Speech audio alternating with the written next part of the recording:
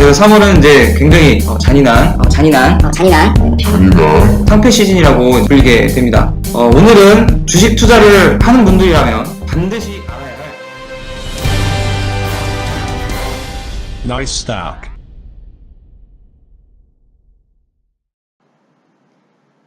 안녕하세요. 나이스스탁 주식의 정석 위정석 전문가입니다. 네, 오늘은 3월 상패 시즌 주의해야 될 그런 종목들에 대해서 한번 알아보도록 하겠습니다. 네, 4월 1일 12월 결산법인들의 18년도 사업보고서 제출 기한이죠. 다트에서 이렇게 친절하게 모든 이제 결산월에 맞는 이제 분기보고서들, 정기보고서들 제출 기한을 이렇게 적어놨습니다. 대부분의 상장 주식들이 12월 결산법인이기 때문에 사업보고서를 이제 4월 1일 보시는 것처럼 제출을 하게 되어 있습니다. 그래서 4월 1일 11시 59분 59초까지 사업보고서가 제출이 되지 않거나 또는 제출했더라도 재무에 문제가 있는 종목들, 이런 종목들은 거래소 공시를 통해서 관리 종목 지정 또는 상장 적격성 실질 심사, 굉장히 말이 어렵죠. 이른바 상패 심사에 들어가게 됩니다. 3월 중 이제 상장사 대부분 종목들이 사업보고서 제출이 진행되고 일부 문제가 있는 종목들은 이러한 조치가 진행이 될 거고요. 그래서 3월은 이제 굉장히 잔인한 상패 시즌이라고 불리게 됩니다. 오늘은 주식 투자를 하는 분들이라면 반드시 알아야 할 이런 상장 폐지 요건에 대해서 알아보고 주의해야 될 종목들 몇 종류만 좀 알아보도록 하겠습니다.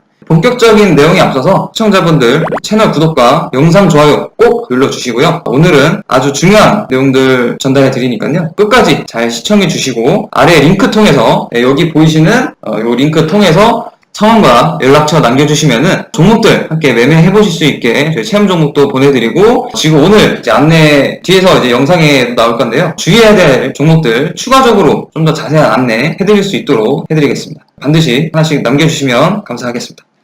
네, 먼저 관리 종목 지정 그리고 상장 폐지 기준, 요거에 대해서 한번 저희가 알아볼 건데요. 코스닥 시장 그리고 코스피 시장, 코스피 시장 같은 경우는 이제 유가증권 시장이라고 얘기를 하죠, 공식적인 용어로. 그래서 요 두 시장이 기준이 조금씩 다릅니다. 여기 나와 있는 거는 유가증권 시장, 코스피 시장에 있는 기준들이고요. 요거는 이제 거래소 krx.co.kr 들어가 보시면은 요 기준들이 다 나옵니다. 굉장히 많죠, 내용이. 근데 지금 당장 이거 상패 시즌에 맞는 내용은 딱 요렇게 요 정도만 보시면 될 것 같아요. 간단하게 요 위에 있는 요 많은 내용들을 다 말씀을 드리면은 오늘 시간이 굉장히 모자랄 수가 있기 때문에 이렇게 딱 4가지만 간단하게 말씀을 드릴 겁니다. 요거는 이제 코스피 시장에서 관리 종목 지정 그리고 상장 폐지 기준이 나온 내용입니다. 정기보고서 미제출, 당연히 제출을 해야 될 보고서를 내지 않으면은 문제가 발생하겠죠. 그리고 감사인 의견이 특정이 아닌 부적정이나 의견 거절, 한정 이렇게 나오게 되면은 문제가 발생하게 됩니다. 그리고 실적 부분에서 자본 잠식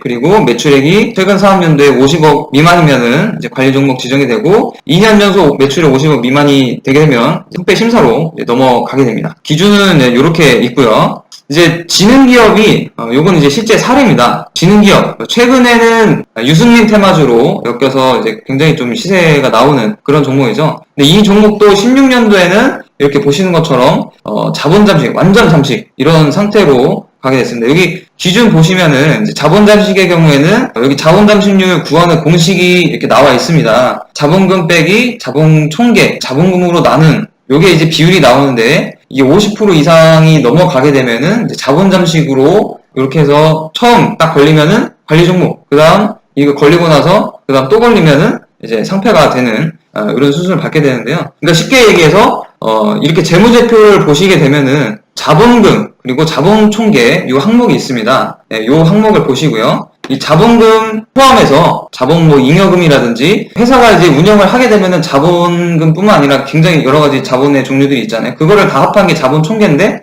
그것들 더한 게 자본금, 그 일부보다도 적다면은 좀 이상한 거죠. 그러니까 자본금 이상으로 뭔가 새나가는 돈들이 있다는 얘기니까요. 그래서 무조건 자본 총계가 자본금보다는 커야 됩니다. 그게 이제 정상적인 회사 재무 상태라고 보시면 되는 거고요. 이전에도 13년도에 보시면은 자본 총계가 자본금보다 적죠. 이런 경우에도 일부 잠식이 있다고 보시면 될 것 같고, 이제 16년도 같은 경우에는 아예 자본 총계가 이제 마이너스가 나버리는 이런 말도 안 되는 상황이, 그래서 이때는 이제 완전 잠식이라고 보시면 되겠습니다. 최근에는 이제 실적이 좀 이제 개선이 되는 것 같은데요. 그래도 아직까지 잠정 실적만 나온 상태이기 때문에 이건 조금 더 보셔야 되겠네요. 자, 그리고 코스닥은 요건이 더 많아요. 다 읽어 드리는 시간만 해도 상당할 것 같습니다.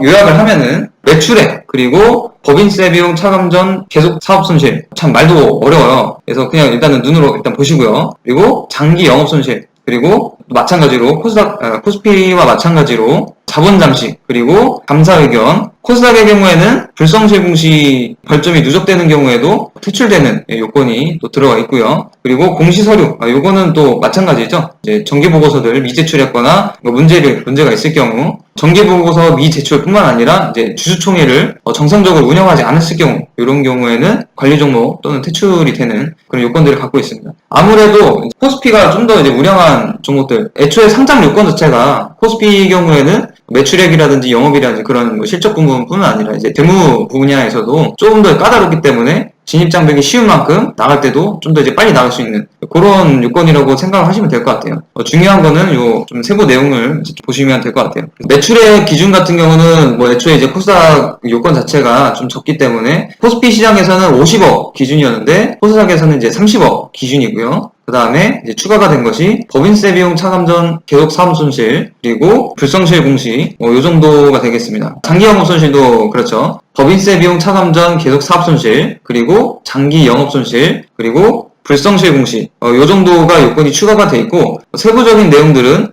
코스피보다 조금 더 이제 까다롭다고 이제 보시면 될 것 같습니다. 자세한 내용들 이렇게 좀 사례를 갖고 저희가 볼 건데요. 먼저 차바이오텍. 최근에도 이제 차바이오텍이 이제 관리 종목에서 탈피가 되면서 좀 한번 이슈가 된 적이 있었죠. 작년 같은 경우에도 이 차바이오텍 회사 대무팀에서도 자기들이 왜 이제 관리 종목이 되냐 뭐 이런 식으로 굉장히 말이 많았던, 또 이제 주주들도 점화가 맞고 이러니까 굉장히 힘들었던 그런 종목입니다. 그래서 요거 같은 경우는 감사 의견에 관련된 사료를 제가 이제 들고 왔고요. 여기 제가 동그라미를 쳐놨죠. 잘 보이실 겁니다. 한정 이렇게 뜨면서 이렇게 한정이나 그러니까 아무튼 이 적정만 아니면은 관리 종목 또는 이제 상패 요건이 됩니다. 그래서 한정 같은 경우는 전체적으로는 괜찮은데 일부가 승인을 할 수 없는 잘못된 내용들이 있기 때문에 일부 내용에 한해서 이제 한정 승인을 하는 거죠. 그래서 요거 같은 경우는 관리 종목으로 지정이 됐고요. 뭐 차트는 보시면은 알 것 같습니다. 요거 같은 이렇게 관리 종목이 지정이 됐고요. 그 다음에 이제 바이오제네틱스 같은 경우는 지금도 이제 관리 종목이고 굉장히 그 영업손실 지속이 좀 오래됐기 때문에 한 5년 정도 된 종목이기 때문에 올해도 상패 가능성이 좀 높은 종목입니다. 근데 이전에 이제 관리 종목으로 지정됐던 요건이 여기 제가 이제 제목을 길게 써놨는데요. 자기 자본 50% 이상, 법인세 차감 전 계속 사업 손실. 요 내용은 뭐냐면요. 여기 제가 동그라미 쳐놓은 것만 보시면 됩니다.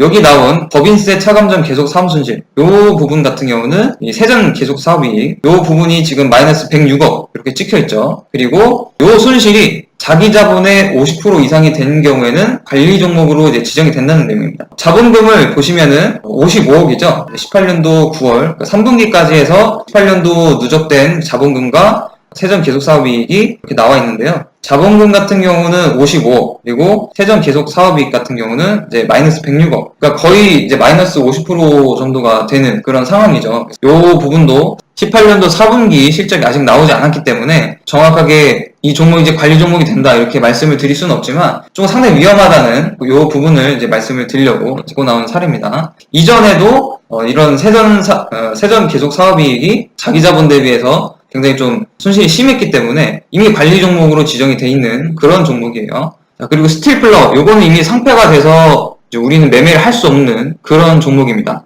스틸플러 같은 종목은 여기 이제 공시에 나온 것처럼 최근 4사업년도 연속 영업 손실 발생, 요 사유로 이제 관리 종목으로 지정이 됐던 그런 종목이고, 그 이후에 이제 감사 보고서 제출을 하고서 감사 보고서가 이제 의견 거절, 요거는 의견 거절 같은 경우는 감사보고서 전체에 대해서 요건 아예 신뢰를 할 수 없는 정도, 회계법인에서 보통 감사를 맡는데요. 감사를 맡을 수 없을 정도의 너무나 좀 문제가 있는 그런 감사보고서의 경우는 의견 거절을 합니다. 그러니까 아예 전체를 이제 받아들일 수가 없다는 그런 판정이죠. 그리고 이것뿐만 아니라 영업손실이 또 한 번 더 지속이 됐기 때문에 최근 5사업년도 연속 영업손실 발생, 요 두 가지 사유로 인해서 상패가 된 그런 종목입니다. 앞에서 보셨던 것처럼 요 항목이죠. 장기 영업손실 요 항목이고요. 스티플러 같은 경우는 일단 최근 4사업년도 영업손실 여기 관리 종목으로 지정이 된 이후에 또 한 번 영업손실을 기록을 했기 때문에 실질심사로 들어가서 퇴출이 된 그런 종목의 사례입니다.